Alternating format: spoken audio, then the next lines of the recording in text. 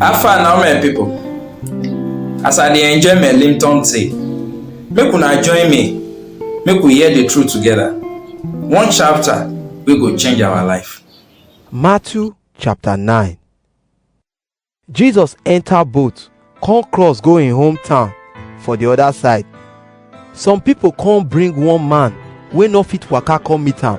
When Jesus see as their faith strong reach, he come tell the man wey no fit waka, My pikin, make you no fear. God don forgive you all your sins.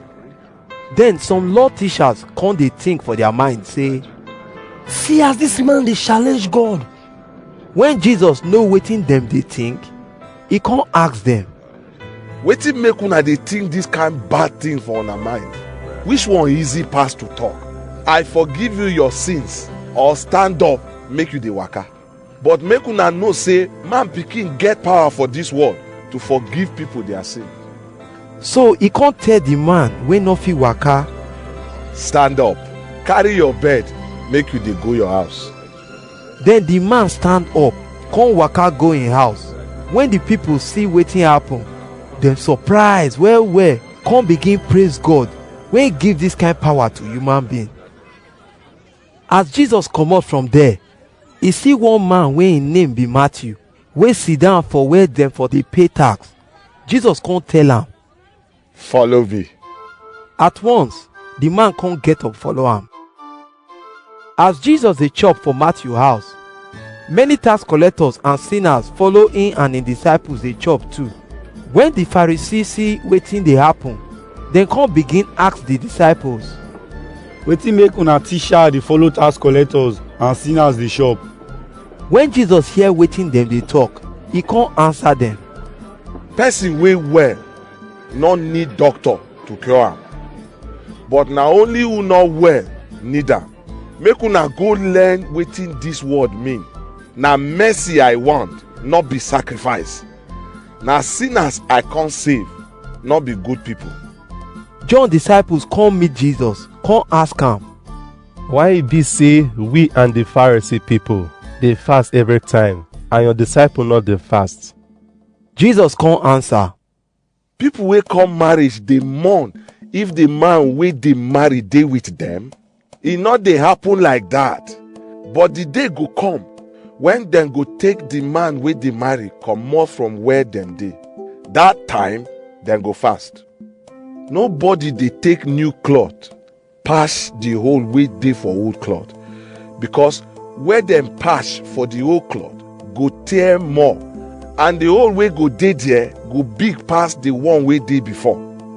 Nobody go pour new wine inside old wine bag, because the bag go burst and the wine go pour away. Then the wine bag go tear. Na this make dem dey put new wine inside new wine bag, so that the wine no go away and the wine bag no go tear. as Jesus dey talk these things, one oga come kneel down for him front come say, My daughter just die. Make you come touch am and he go wake up. so Jesus and him disciples come follow am. One woman wey blood dey rush comot for him body for 12 years come touch Jesus cloth, because the woman think for him mind say,